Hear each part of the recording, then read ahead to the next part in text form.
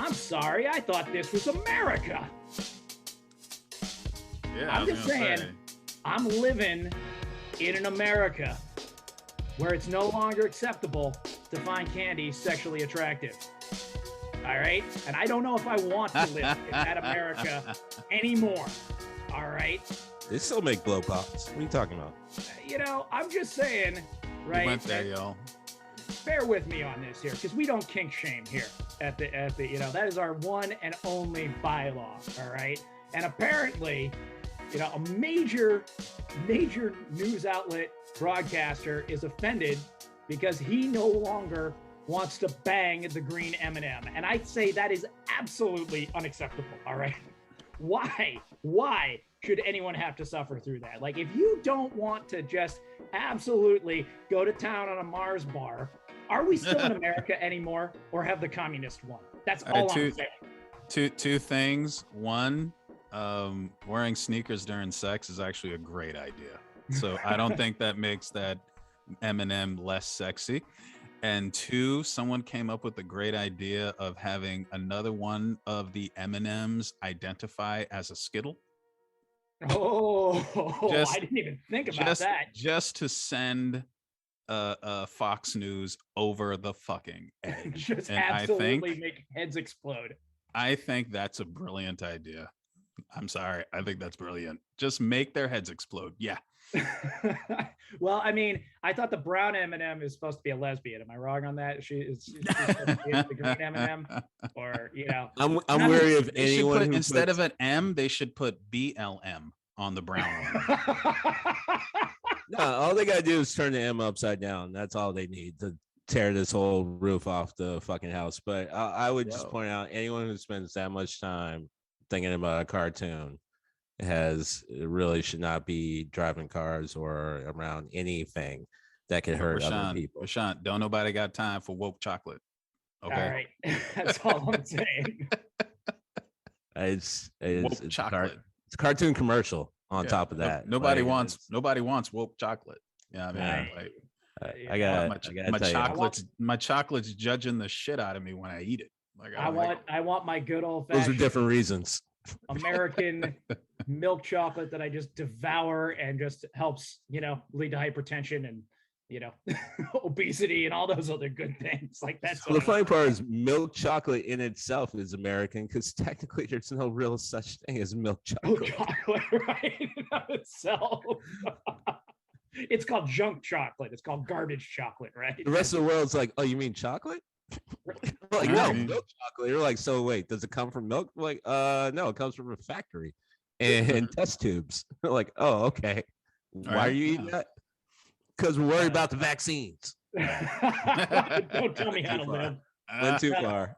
Absolute true story. My wife is Canadian, as many of our loyal listeners know, and she absolutely despises. She's like, you Americans, like, you have low standards in many, many things, but chocolate is just the final straw. She's like, I grew up from good Cadbury shit from England and France and what have you. And she's like, this Hershey stuff is just, she's like, the Cadbury here is bullshit, though she will eat a cream egg. So, all right. I guess they, I guess there's one place they can negotiate through.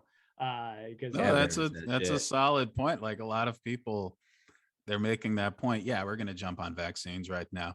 But the country that invented the double barbecue burger, which is a burger that's two fatty beef patties, 4 slices of cheese, barbecue sauce, caramelized onions, and caramelized onions, a fried onion ring, is over here talking about the sanctity of my temple. Oh, if you're gonna stick with fast food, I'll do you one better. Tell me which pig are we getting ribs from that has no bones? The make pig.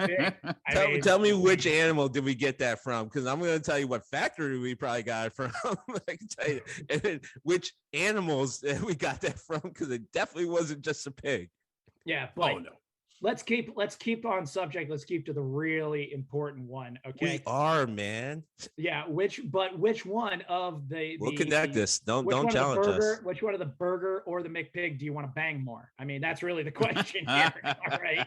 Because fillet of fish. That's the only answer. Oh, RaShaun, that's the only answer. Exotic territory. That white only answer. Fried goodness that is. Yeah, otherwise you're weird. I will take as an alternative only Sonic chili dog, maybe as an alternative, but fillet of fish. All right, I think we're gonna get down, man. I mean, what are we really doing here? We are, in fact, learning a lot about each other as we always do. But yes, you have, in fact, tuned into the Steam, gentlemen. Going, taking that term of food porn way too seriously. I am Josh, the Birdman, and I gotta tell you, I can't be the only guy who's been setting his heat. It's been chilly up here, and just really, really cold up here. We're about to get walloped in Boston with a huge snowstorm. So after you listen to this, if you're not a local, just know that we're digging out literally and figuratively. But I can't be the only guy who has been setting the heat to 69 and just going noise. Right? Am I alone on that? Am I the only guy doing that out there? Is that just me? What, walking around dropping noise? Probably. Well, yeah. Hey, noise never died in my book, but I did just text on noise like last week. It still just encapsulates so much. But people, if you have time, look up the Key and Peele skit around noise. It is literally how that word got to where it is. They do such a beautiful job of kind of giving you the history of how that word got to where it got to in just one skit, because really that word just kept having to re-up by the next person. So that's how we got to noise, because NICE just wasn't good enough anymore. It just could not just go with the word or the definition. We're like, no, we got to add something into this. As the kids say today, extra. It needs the extra, right? Am I saying that right? I'm getting. I will use another expression from the kids these days, which is, "Why are you like this?" Well, there's no.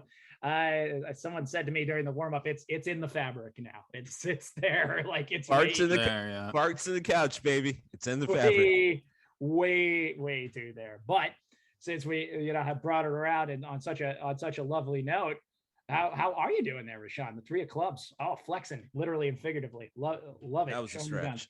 That was a stretch. Yeah, that was just a stretch with the guns. Just kind of, I do that too. Don't worry about it. Doing good. I'm surviving. I was probably in front of both your houses a few times last Friday, just walking around talking to myself, hoping that one of you maybe will come outside and be like, let's engage in a conversation, RaShaun, because you clearly miss us. And I did. I missed you guys. Well, that's so good. And that makes me feel bad for calling the cops on you. Yeah, to be fair, I mean, you did ask me to leave like 4 times. So. Hello, police. There's a bald black man outside my house. Well, it's Arlington, so you just had to say black man, and that's it. No, that's they just assumed from the rest of it. Oh, we'll be right there, sir. But I got friends. I got friends in Arlington, so when they came up, they're like, "Oh, RaShaun, is that you?" I'm like, "Yeah." Exactly. Thank God. All right, now. What's going on, Chief? Now I'm feeling a little better about myself. And no, you shouldn't. You're a horrible person. Yes, absolutely. Well, we know that. Somehow we're still here. I don't know how. To quote the great Obi-Wan, who's more the fool of the fool who follows him. He went there. Yep, I did. Also, to quote Obi-Wan, these aren't the droids you're looking for. Without a doubt. Now. Oh, I thought we were just tossing out Obi-Wan. No, just going for the end now. We're always to also quote Alec Guinness. God, I hate this movie. And that's a perfect spot to bring you in there, Star Child. How you doing today? Feeling all right. Ready to divulge more secrets. It hasn't worked out for me well in the past, but that's no reason to stop. Isn't it just though? I mean, it's just no reason to stop. It's kind of one of those things, like secrets are meant to stay secret. Let's be quite honest. If you really get down to it, it's probably best that they remain that way, but yet they're unlikely to remain that way. There's something, you lose something out of them if you just actually keep it secret the entire time. Yeah. What is that? Right. It's just hard to believe, but well, I'm glad to know that you are willing to divulge more secrets, more as we bring people into the inner workings of the pop culture and social commentary triumvirate. We've once again had to unfortunately take a little break last week, but actually, well, it was for very good reason. Greg, please give a steam gentleman happy birthday to your lovely wife Kim and to your strapping son Joseph. So that's whose birthdays it was last weekend, right? Yeah, but that wasn't the reason why we couldn't record. I had to get a wisdom tooth pulled. Oh, I didn't even realize it was wisdom tooth. Oh, yeah. Big time. All right. I thought it was wisdom tooth pulled. All right. Well, still, happy birthday to everyone. And sorry about that wisdom tooth. That kind of sucks. That's all right. It's fine now. Oh, good. Well, yeah. Now it's out. Yeah. Did they give you the good drugs? No. No? No, they didn't. Damn it, man. Was the dentist been watching Dope Sick and feeling guilty now and all that? Seriously, what the fuck, man? I'm paying good money. Give me the good drugs. Give me the good drugs. Come on. Don't let Michael Keaton talk you out of any shit like that. Come on. Luckily, we had some at home, so it was fine. Vicodin. Come on, make with those opiates. Come on. There's no epidemic. All right. What are we talking about here? Fucking hell. But yeah, we had our own drugs, so it's cool. All right, good. Well, let's be honest. I don't want to play too much into dangerous stereotypes here, but of that, I rested easy that you would have access to the painkillers you needed. So, in one way or the other, I just somehow knew you could make that work. Well, this is America. If you can't get drugs, why are you here? Isn't it just the case? This is America. Everybody can get drugs. And well, speaking of which, thank you, because as you often do, one or the other of you, even though we loosely outline these things, and there's a lot of improv that goes into this, you guys bring it back to the point. I wanted to talk about drugs in America in the 80s. And when you think about drugs in America in the 80s, naturally, you think about the Dukes of Hazzard. I mean, come on. How could you not? How is it possible? Now, in bootleggers, as they love the, it's funny how and this is part of what I wanted to get into today. You're getting right into it, into the hierarchy in America, right? Because so we got the Kennedys. Bootleggers, yeah, right. Bootleggers are somehow seen as more respectable.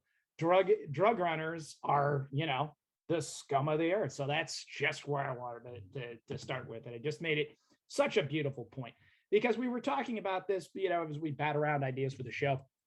Off of that, I was thinking about this show and how it occupied, I believe, a Friday night time spot. I remember watching it when I had time over at my dad's, because maybe that's another 80s things. I don't know. Hopefully the millennials escaped some of that stuff, but growing up in two parents' house, that was how it went for me. Both of you, I know, it had the nuclear family and had your dads in the house. I got to see your dad on weekends. Two things. One, don't check the stats these days, because what you just said is going to get blown out of water. I said hopefully. I didn't make a statement. I made a prayer. Big difference. Nowadays, kids are lucky if it's only two houses that they have to go to. Okay, fair enough. When it comes to the breakups. And then on top of that, I can't speak for Greg, but I'm actually a product of a second marriage. I have 4 siblings, but only one from my mom and dad. As was I, working in there, and yes, half siblings, step siblings, the whole 9 yards. So, yeah. If by nuclear family, in my case, you mean mad fucking children, like an explosion of children, then yes. But it was a lot more than just one boy and one girl and one dog. What? Well, I mean, what are you talking about? Youngest of 6? What do you mean? Yeah. I mean, how could you? That's the Brady Bunch right there. That's what we all grew up in the 70s watching. Come on. But taking it, keeping it into the 80s. I was thinking about this show because obviously in the last couple of years, and understandably so, it got a lot of controversy, right? The main characters are driving around in a GTO, bright orange colors with and by the way, just because I'm me and just because it's this show, that is not the Confederate flag, everybody. I hate to bring it all down. It is a flag of the Confederacy. It is the battle flag of the Army of Northern Virginia, which was in fact under the command of General Robert E. Lee. So the car's name is appropriate and the flag is appropriate going with it, though I believe Hazard County is supposed to be in Georgia. Am I wrong on that?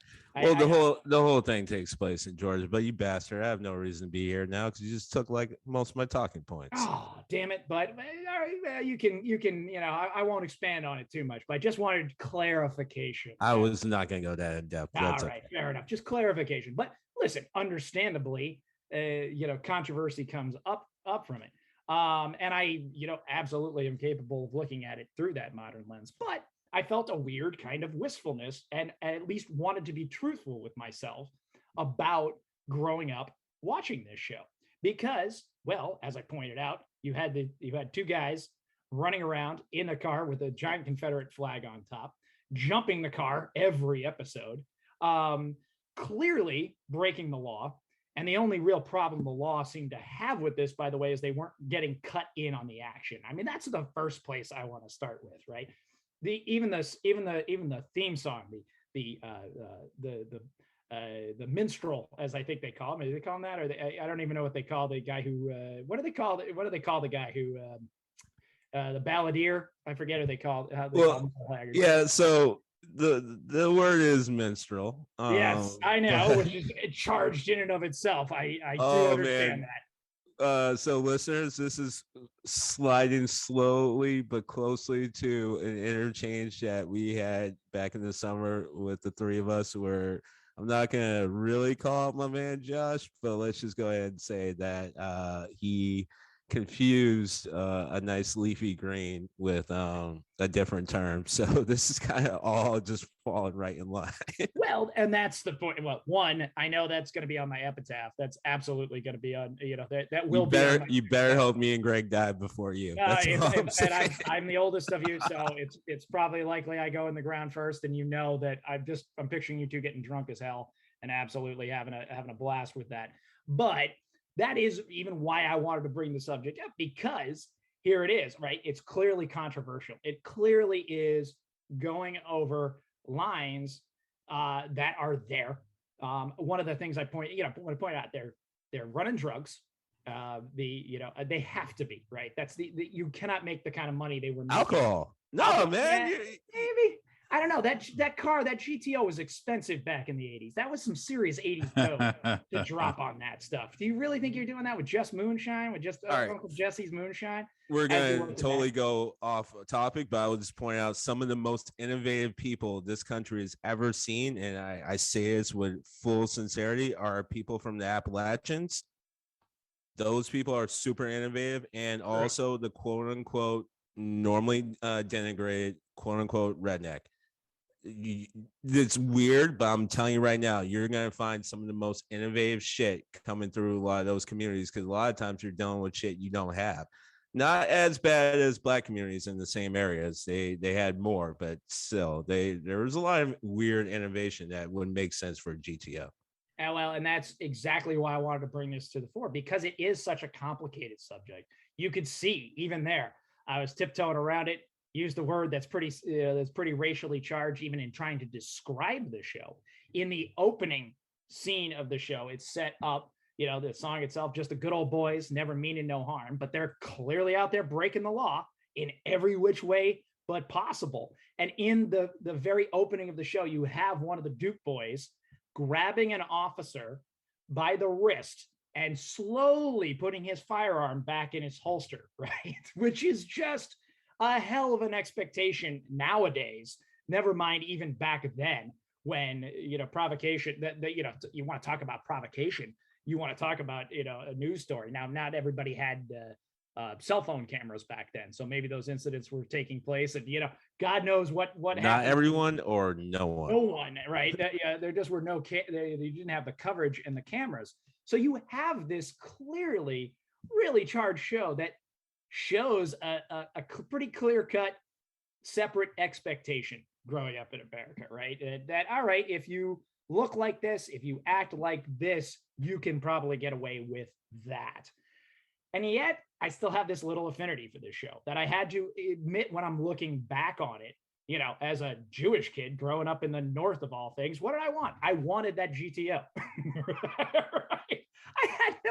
I had no business owning a car like that. That's ridiculous. I didn't even really you know, I did not stop to think about the implications of a giant Confederate flag on top. I just thought it looked cool. All right. Of course not. You know, that'd be, you know, but you know, obviously I wouldn't want to drive around with a car with a giant swastika painted on the top of it. That was gonna take a little too far.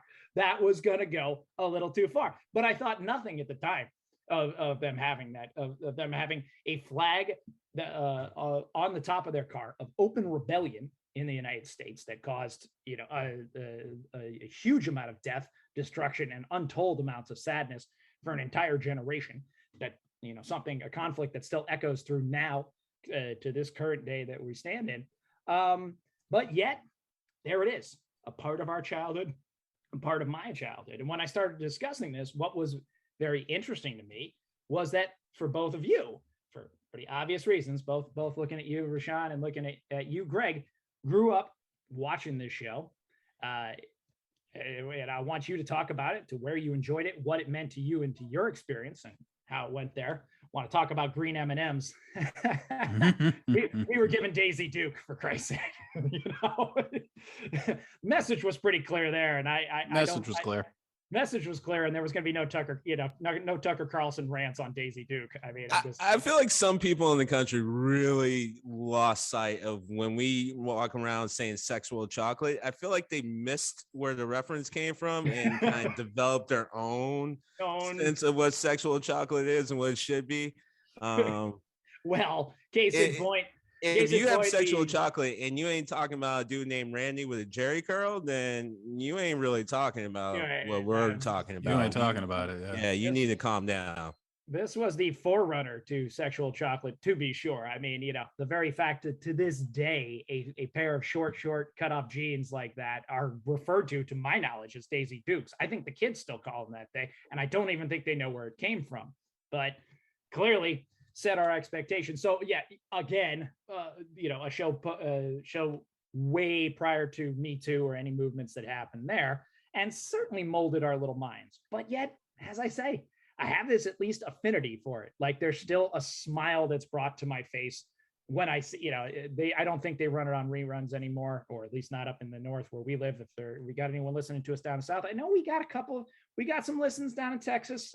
I see you out there. I know you're listening in Arizona, which is its own kind of Western thing and everything else. I know you're out there. Love you all. Yeah, absolutely. You let us know. Tell a friend. We're a bunch of northern boys shooting our mouths off, but that's kind of what we love to do up here.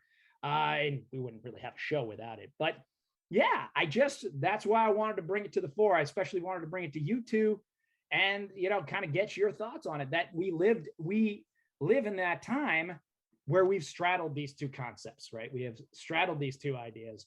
And, you know, the fact that America has always straddled these two ideas, and our perceptions and what the expectation is, and what you can do and what you can't do, and what you look like and what you don't look like, and what you're going to get away with. And I think this show, in that weird way, totally encapsulates that. So, you know, I thought it was, you know, just good grist for the mill to work into that. So let me turn it over to the Star Child, get his thoughts on it there. Greg, what were you thinking, aside from damn Daisy's hot? Because I know you were thinking that. Come on, let's just be real here for a second or two. You know, I mean, at that age, I mean, Good Times and young Janet Jackson. I mean, I didn't really need Daisy too much, but yeah, I wanted to marry young Janet Jackson on Good Times, but I mean, for me, we all know what the game's called, right? If there's 3 categories in that game, come on. Different strokes Jackson could get too. I mean, I'm with Greg. When I saw her, I'm like, yo, I'm in. Yo, that's the prettiest black girl I ever did see. I was like, yo, that's the prettiest girl. I don't give a shit.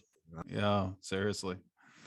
Yeah, definitely. I grew up on it to a certain degree, but I you know, my dynamic wasn't so much turned upside down when I was watching the show. It was turned upside down afterwards, because being Caribbean American, and, you know, like get into this argument all the time with people being Caribbean American. There are a lot of things you just did not know. And that was very important. We just didn't know. I did not grow up being taught that in my family. I was taught Haitian history, we were taught that, it was like, white people ain't shit, don't worry about it. Like I never had that problem, so I thought that the Duke boys were hilarious. I thought they were fun and funny, and it was a fairly family friendly show. And I didn't have a problem with a lot of the symbolism or comment. I remember there were even a couple of black characters. They always had the people that would come out of town and start some shit. I did not have any problem with the show whatsoever, and neither did anyone in my family. Fast forward to a history class that actually touched on it. I think I was in the, 8th grade or something like that. And oh my God, oh my God, you're finding out who General Lee was, who Jefferson Davis was, what the Confederate flag was. I understand Josh's point about the nuance of the Confederate flag, but that's almost like when people say the swastika is actually an ancient Indian symbol. It's like, shut the fuck up. I know what the fuck the Confederate flag is, and I know what the fuck that it symbolizes. No shit. It's always one of my favorites too. It's like, fuck off. Okay. Fuck off. Yeah, exactly. And I was, right. That's like, you can use a noose for lots of things, but that's the thing, like all of those realities didn't dawn on me. And I remember just being like, oh my God, like that's the symbol from the top of the General Lee. General Lee was who? And I was like, why are they making the racists the good guys? What is going on in America? And honestly, the veil was pulled back because my family, coming from the Caribbean, America was great. America was great. I even remember my father being happy about Reagan being elected. Like, America was great, and if you're not successful, it's because you're lazy. But after that, honestly, like, my perception of what was happening in the country began to change. And you started to see other things, but it wasn't so much the overt racism. It was the state of racism where these things aren't going anywhere and they are accepted. And if you're going to be here, you either have to, at best, support it, at worst, ignore it and let it be. And that is kind of the dance that was happening in America right now. And that was the new white supremacy. And that's how I started to see the Dukes of Hazzard, a glaring example of how this is going to be the repackaging of white supremacy. Okay. We're going to make it fun. We're going to make it loose. We're just going to show that it's just some charming country people that see things differently, not racist, just they have different values and they do things a little bit, differently from you, but that's, doesn't make them necessarily bad. And so that was a shocker. That was a shock to my system. And the other shock to my system was, fuck me, I really do have a different historic perspective than Black Americans, than African Americans. I honestly do. Like, that's not, and I know I've been in the argument 1,000 times about, all Black people everywhere being, air quotes, the same. And it's like, no, this proves that we're not the same. Because I don't understand, at that time, I don't understand this dynamic. I genuinely don't. Like, it's not to say that Haiti hasn't had its issues with the United States, not to say that Haiti hasn't had issues with colonialism, obviously. It's not to say that if you land on American soil, you're not just another Black guy, but it's just to say that there is a historic view that I don't see. And there is a perspective of this country that I don't understand. And that was the kind of the beginning of it. And it just unfolded more and more as the years went on. And I had to try to put myself in that place, you know what I'm saying, of the, I'm going to say humiliation. I'm going to go ahead and say the degradation of having all of these symbols thrown in your face every single day of your life, and you have to eat it. You have to deal with it. You either have to, pretend like the rest of that isn't true and just be happy that you get to be an American citizen, even if, it's, a couple tiers down as an American citizen. But you had to at least appreciate that that is the only way that your presence will be tolerated. And what an insult that was. And the only way that you are going to ever get out of that is for you to be Black and for you to accept that that statue is not going anywhere. Go ahead, because that flag's not going anywhere. And that repackaging of white supremacy is the status quo. And you have to eat that. Am I out of time? No, you got no. Okay, sorry. I felt like I was flowing. All right. and you need to keep this sermon going, bro.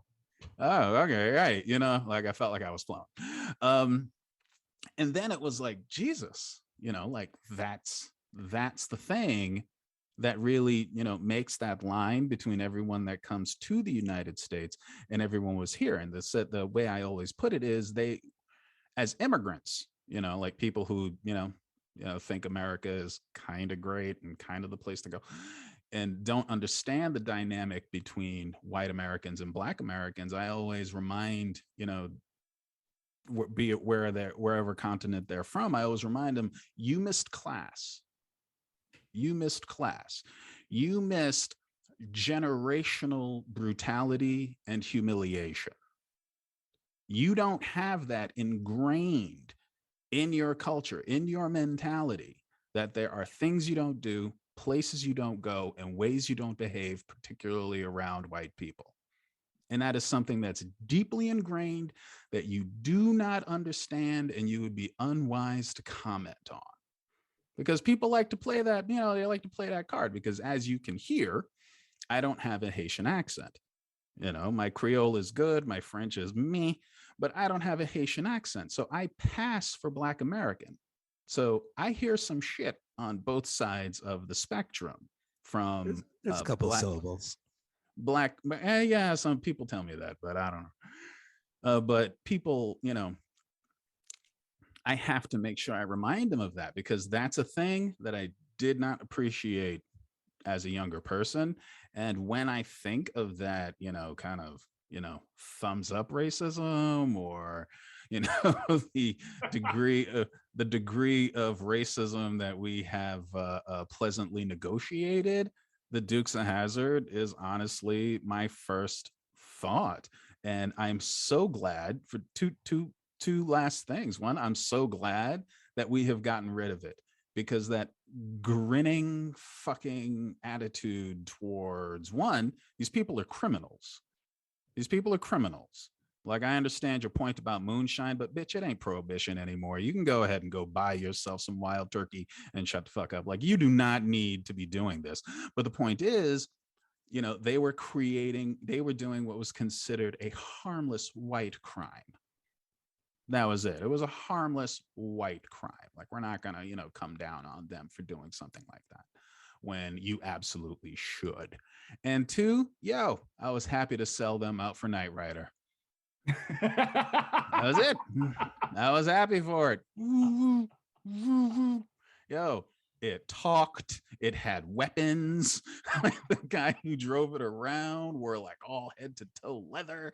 And it would be in this whole dynamic too. Like, you can, find video of like the old cast of Dukes of Hazzard, defending a lot of what was going, because they probably lost money when the show was. You can find recent videos of that. Right. You know what I mean? So, like it was, like I had absolutely no problem with the show being tossed after, those realizations, because it's not so much that they have it. It's the fact that it's supposed to be the smiling, wholesome negotiation with white supremacy that makes it particularly repugnant. without a doubt, and I don't mean to step on you at all. I think that was, that realization. Now, no surprise, I'm a Jewish boy from the north, but it still took me that long to see it. Right when the controversy came out, a lot of people, and actually even my next door neighbor who did, I was telling him outright because he still had a license plate with the battle flag in Northern Virginia, right? And he's a big car guy. Grew up watching the Dukes of Hazzard. What's the problem with the Dukes of Hazzard? All of that. And I'm sitting there trying to explain all of these things because it all became so clear. And I totally admit, it went over my head as a kid and went over my head as an adult for a long time. I didn't pause to think about it. I didn't pause to think what it represented, but exactly what you were talking about. It represented, hey, harmless white crime, right? Normally, if somebody else does it, they broke the law. They were just there as tourists. It's that idea of, hey, wait a second. What are we really talking about here? What is really right? What is really wrong? What's against the law? Why is it against the law? And what are we really looking at? So, I mean, it came home to me later in life, without a doubt. And I think a part of that is I feel a little bit ashamed of that. I try and know my history and understand it. I was a Civil War reenactor. I understand a lot about some of this. That part. I reenacted as a blue belly. I was up on the northern side. It's cool. To our southern listeners who are about, I can live with that. Yeah. I do want to say one thing to our southern listeners, especially after Greg's wonderful little sermon there. I mean, I really don't need to go. That was beautiful. That was poignant. It is amazing. I feel like I would just denigrate all else because, man, I'm emotional over here. That was awesome, Greg. That is a beautiful thing. I'm still gonna throw you under the bus, RaShaun, but I'll give you another minute here to compose yourself. I'm the three of clubs, man. Underneath the bus is literally my ceiling. That's where you live, man. Come on. Right. But if we have any Southern listeners who've made it this far, and before you think we hate you all, and and we're going there, the one thing I do want to point out is that Greg, maybe I'm speaking out of turn, but Greg, coming from Haiti, where much of where you live, I want you to thank anyone from Haiti for, because in the history of it, and a lot of people, this is a history that is not taught in the US, but Haiti mounted a successful rebellion against France, which caused Napoleon to want to disinvest from from anything here in this part of the world. And that led to the Louisiana Purchase, which led to a great deal of the land that you now occupy, right? Well, you can thank Haiti for, not just Louisiana, but that huge swath of land, Louisiana, Alabama, Mississippi, huge swath of land, Arkansas, on and on and on, right? So it's just those weird hinges of fate that, at the very end, of course, ended up becoming another part of a slaveocracy. But I do feel, because I'm literally a product of, there's so many teachers in my family, it's not even funny. Before I even get to the amateur historian that my dad was, I mean, literally, if you threw a rock at my family reunion, this is kind of the counterpoint, not how I'm just, anyway. But if like you're at a family reunion on either side and you threw a rock, you're probably going to hit a teacher. So I would point out that, one, the fact that that information is proof positive that it is, in fact, history that is taught in America. It's just sadly in increasingly becoming the minority of history being taught in America. And as we further go down the path that we're starting to go on, and I'm gonna make one of my points on it, we are going to definitely run the risk of exactly what you just said. But the fact that we know this information and we didn't have to go into some weird deep dive in the internet where we're not even sure if what we're reading is historically accurate or not, is proof that it is taught. It just sadly isn't the majority. I mean, hell, my dad taught me a lot, literally what you just said, shit he would talk about all the time. But at the same time, shout out to at least the generation I grew up in Framingham.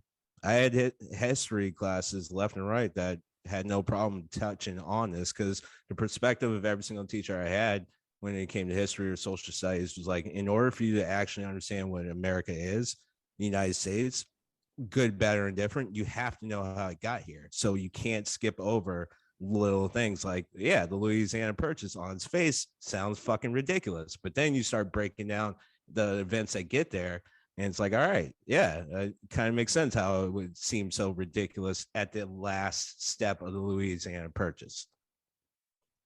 I just, you know, it's bears mentioning, you know, it's just one of the same thing with the Revolutionary War. We all look at it as a giant patriotic act that started. And by the way, people, if you grow up in Massachusetts, and one of the first things that happens, especially when you're one of the only black kids in the class, you're on the Freedom Trail, someone's inevitably going to turn around and look at you and be like, you know, the first person that died for this country in the Revolutionary War was a black guy. And I'm like, Bird, how did the rest of the fucking 200 years after I go? Why don't you start with that? Why don't you keep going before you fucking tell me about Crispus Attucks again? Why don't you go ahead and tell me what happened to the rest of the people and everyone else after that? Why don't you tell me that?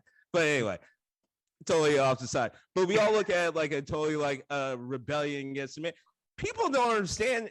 If you actually look at the history, and not even the history that gets hidden, but the real history of the Revolutionary War, England was basically like, all right, cool, we're good. Yeah, you're right. We don't have to do this. Yeah, you're right. We won't tax that. Yeah, you're right. Literally, they're just kind of like, at the end, they're just kind of like, look, just fly the flag for a little bit, like just kind of do some scouting. That's all we need. And America's like, fuck you, we're not doing it. They're like, all right, well, we're not going to tax you. Like, that's not enough. You give us money. We're like, wait, what?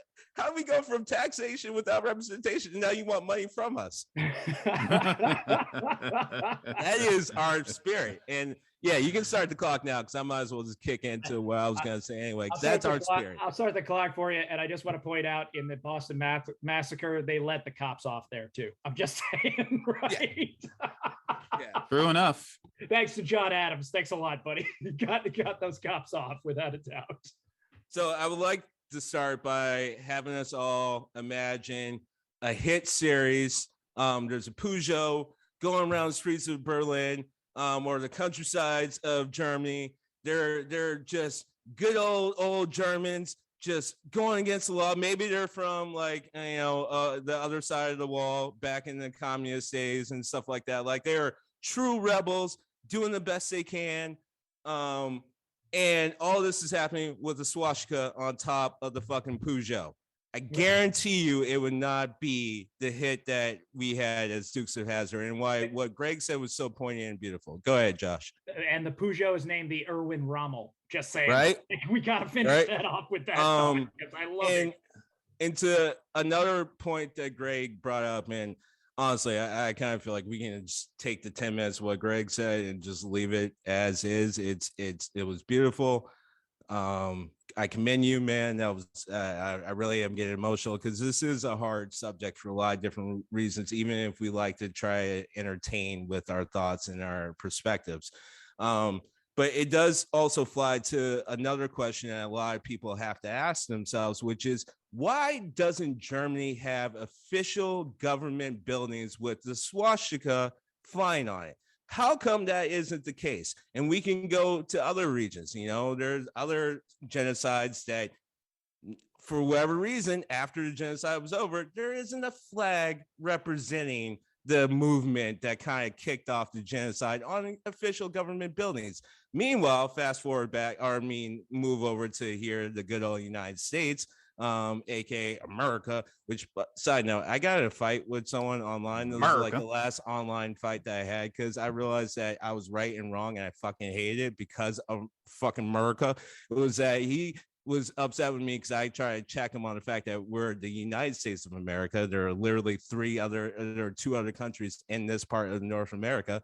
We aren't the only goddamn part of America. And the guy's like, yeah, but everyone, when they say Americans, they know what we're talking about. And I'm like, yeah, but we're still the United States of Americans. Here's the problem. No one's going to say that. He's right. Like, we all just say Americans. And I feel bad for my Canadian and Mexican brothers. Somehow we just took over the whole goddamn continent. I'm sorry. You guys understand what we're coming from. I get that the rest of the world probably doesn't hear or see things the way we do, and I appreciate that, because God, I get so embarrassed sometimes with how we go about things. We act like the globe doesn't exist a lot of different times. It's so fucking frustrating. But anyway, coming back to Dukes of Hazzard. So the weird part is, as I just pointed out, when you have these hateful movements, regardless of what we want to say that, quote unquote, the reason behind these flags existed. But the results in such hate and evil and vile actions that in this case is in fact the fart in our couch of a country that is woven into the fabric is the racism that comes from it. But the funny part is, like many things that is used to basically to subvert what the actual move or the end goal is. And I'll get to that by pointing out. So the funniest thing about Dukes of Hazzard, and I'll bring it back to my parents, and as I often do, as is pretty clear, I think, to the listeners, that my entire worldview was masterfully shaped in one way, shape, or form by my parents. And one of the things that I always love them for, and the reason why, if I could pick a set of parents infinite amount of times, I would pick my parents infinite plus one, is that they, even though both of them from North Carolina, I am a direct descendant of African-American slaves. It's been traced, it's known. Matter of fact, my dad being through verbal history, which a lot of people don't understand. Before we actually had written history, that was how history worked in humanity. That is literally it. And the fact that we've been around for thousands of years, hundreds of thousands of years, but we've only had written history for about 10,000 shows you actually the power of oral history.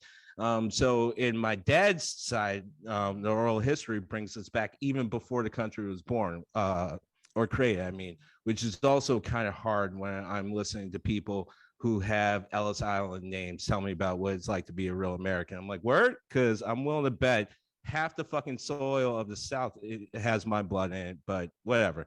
So I am a direct descendant of slaves, but my parents are from North Carolina. Both my parents, in one way, shape, or form, were involved in the civil rights movement. I can keep going, but they were always very big on having a global perspective. They were very big on trying to, not be what you hate. So they were always about loving the people that love you. To accept all forms of love and to try to appreciate as many cultures as possible. It's part of the reason why my parents were very strong on us traveling, both within the country and globally. You hear these things from other people's perspectives, and it really helps you understand sometimes really hard things. So that would make sense why in 1983 and 84, my parents were okay with their youngest son. As I said earlier in the podcast, I am the product of a second marriage.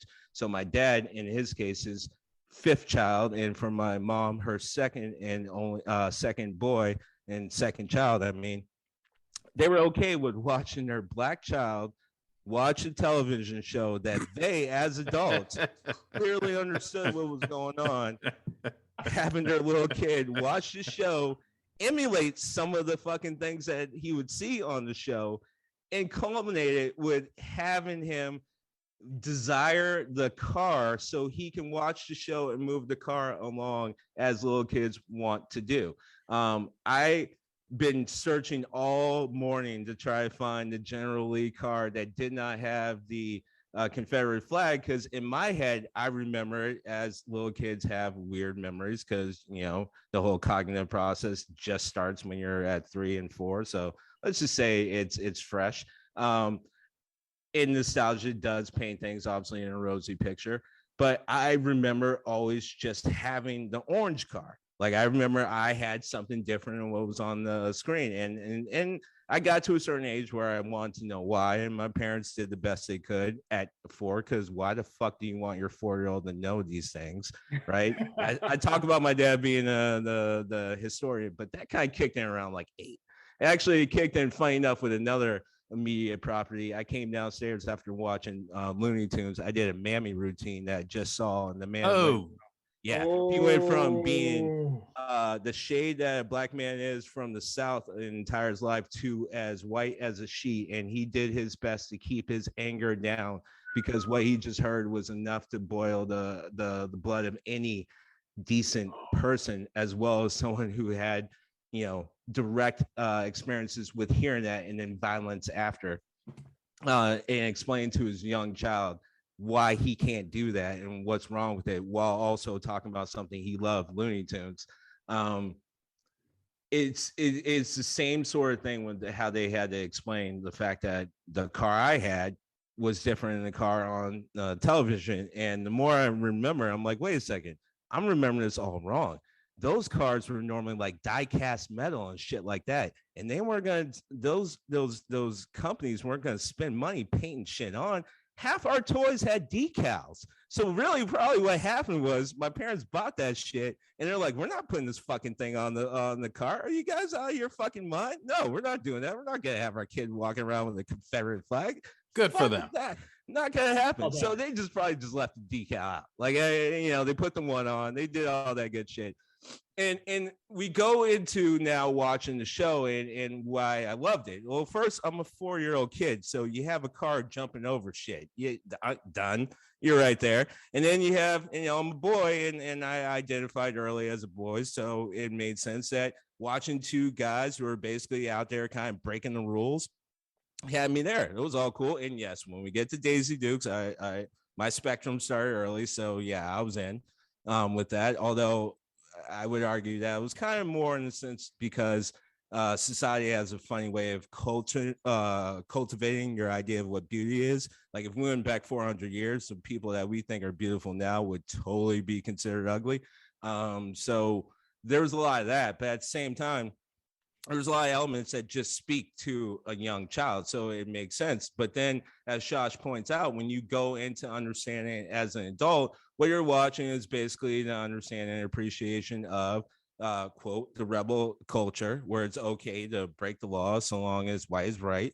It's okay to say whatever to the man so long as again white is right.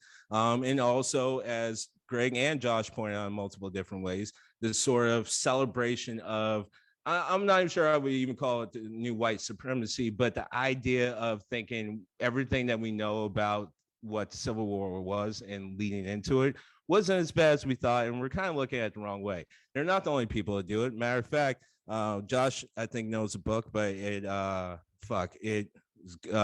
King of Mars or something like that is about the guy who's a Confederate soldier who gets shot into like John Carter. John Carter. Yeah. Same thing. But the funniest thing, and I know I went over time, but and cut a lot of this shit out, Josh. I don't care, but this part is super important. The funniest thing is actually what it is it's a form of cultural appropriation that a lot of people miss. People don't understand how this country is and what it comes to. And the fact that even Greg brought up class is super important. We are not that different than any other country. The only thing is that we're kind of like the teenagers of countries. All the other countries been around for like hundreds of years.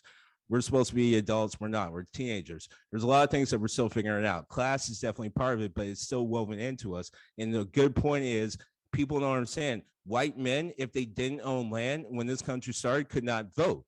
They could not vote. So the culture had to sort of shift to include them. So it makes sense that moving forward like 300 years, the idea of moving into creating a part of a culture to capture a class of people to get them to move towards your direction is no different in the culmination of having, let's say, a show about two white guys who are going against the law, which is counter-American in a lot of different ways, but we celebrate because we also put the flag on there. And what we're really saying is, hey, this is a culture that we are okay with. But really, the powers that be, what they're really saying is we're going to make money off of this. We're going to lampoon you and we're going to make money off this, and we don't care. And they've done this in multiple different ways. And it's a way that we move and lose sight of history. Because as Josh pointed out, that wasn't the actual Confederate flag of the Confederacy. It was a part of the Confederacy, but it wasn't the Confederate flag when the Confederacy was actually in power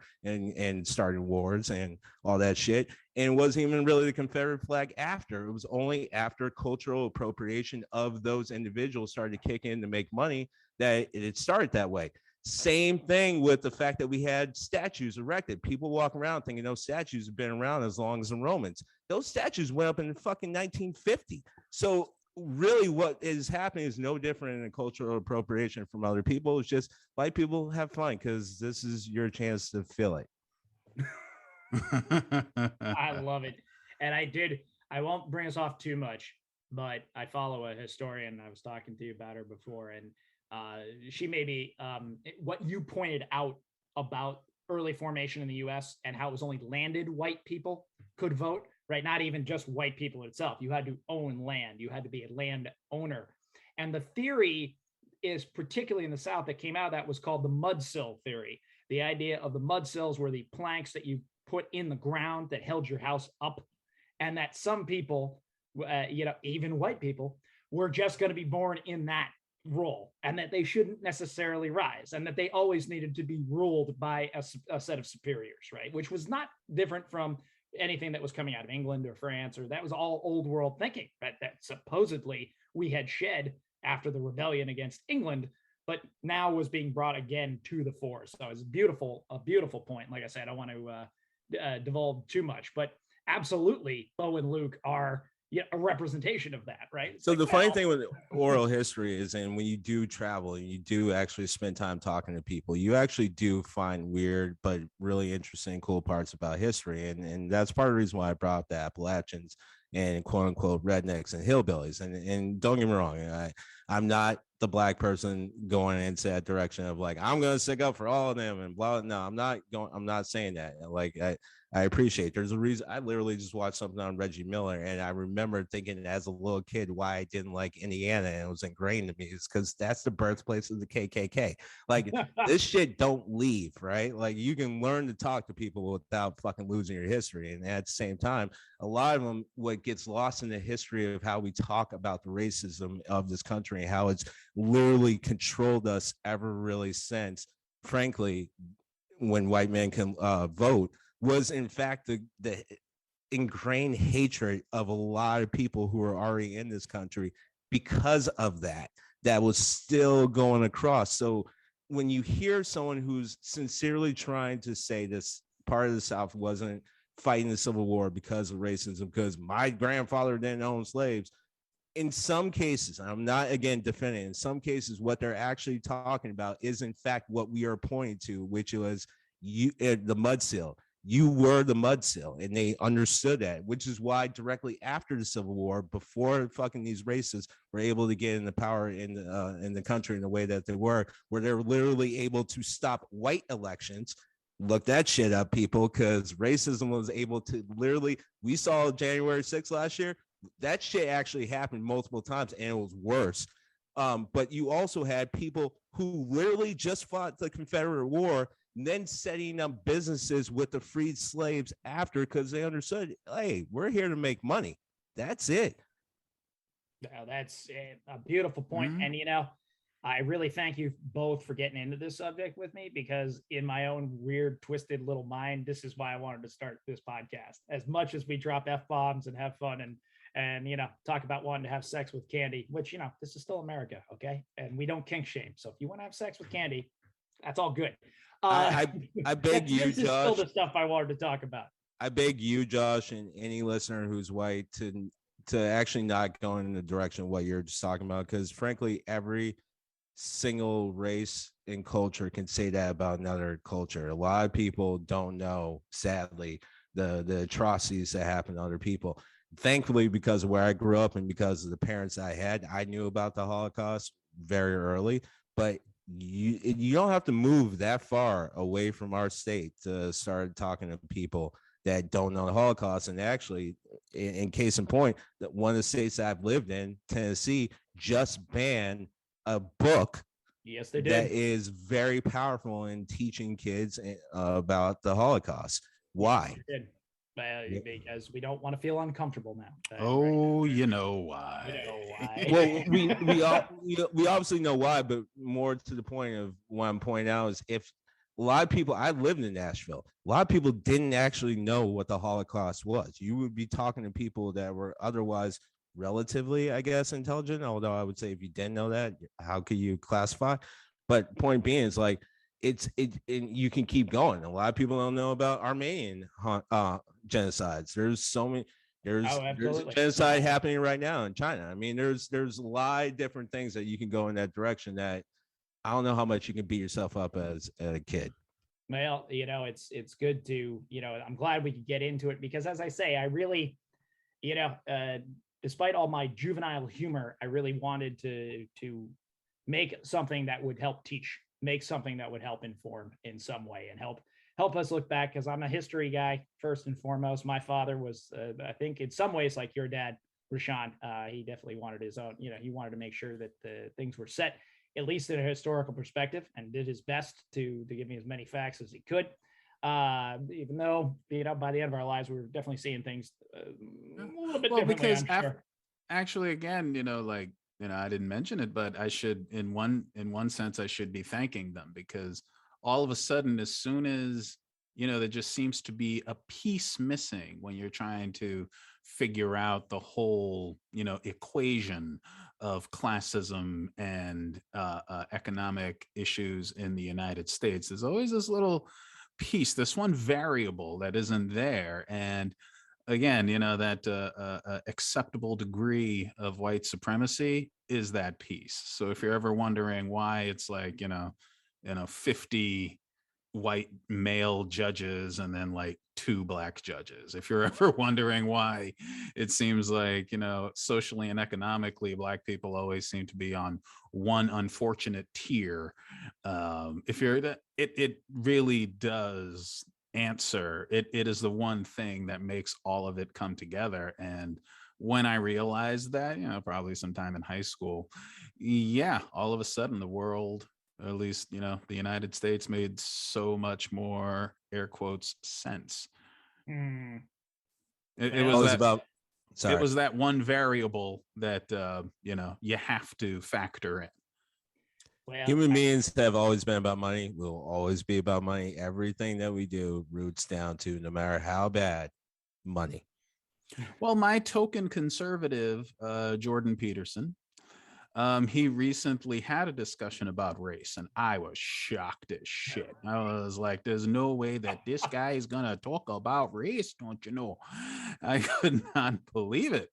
But he really did. And this is why I say that these people on the right and these white supremacists are particular scum, because they do know the truth. They do know the answer. This man had a knowledge of historic classism. He cannot come, because of who he is, he cannot come from the place of people who are feeling it, but he did have an understanding. And you intentionally leave that out of the discussion any other time because you know who your audience is. And that is what really disgusts me about him and other people and commentators who claim to be centrists. It's like, no, you know who your audience is, and you intentionally take the side you do, or omit knowledge that you do have intentionally, because you don't want to disrupt your audience. So I really was surprised that he was willing to have that conversation. But that's something that needs to happen more, because a lot of people, they question, why were there so many white people at Black Lives Matter movements and that sort of thing. It's like, you're the one with the problem. You're the one who should be taking this on. Don't leave it up to them to cure something that is your issue with your people. And for that reason, I had no problem with a lot of white people at the protests. Like, no, they should be the ones, because it's their problem, not African Americans. So the fact that African Americans have to take on the struggle, and then on top of that, have to be the ones to prove to these people that they're worthy, is also part of that insult that continues. I'm glad to hear you say that. I'm happy to hear you say what you just said. The best analogy I have for it is in 12-step. If you've ever done any work in there, in the big book, they talk about the addict's need and the importance when you're making an amends and you're going back out and really trying to reshape yourself, is that you have to clean up your side of the street, right? Right. Part of making an amends is not going out and saying to somebody else, well, you did this and this made me angry, and that, that's not what it's about. You got to clean up your shit. You got to clean up your mess. So I was actually happy to hear you say that in that regard. Made me feel better about the whole thing, because that's the way it's supposed to work and how you want it to work, ideally. So Well, I'm happy to see you breathe because you're literally turning into the complexion of homegirl Veronica from Willy Wonka. No, seriously. I was wondering if you ate some like illegal. I feel like you identify as a Skittle. I identify as a Skittle. Hell yes, absolutely. Hey, we don't kink shame here. That is, of course, the first and foremost. I'll leave us out here. I'm going to leave us out with just the one little fact that Tom Wopat, the one who played Luke Duke, got himself in some trouble in a town just 2 towns over from where I'm speaking. Yeah, he did. He did. Massachusetts.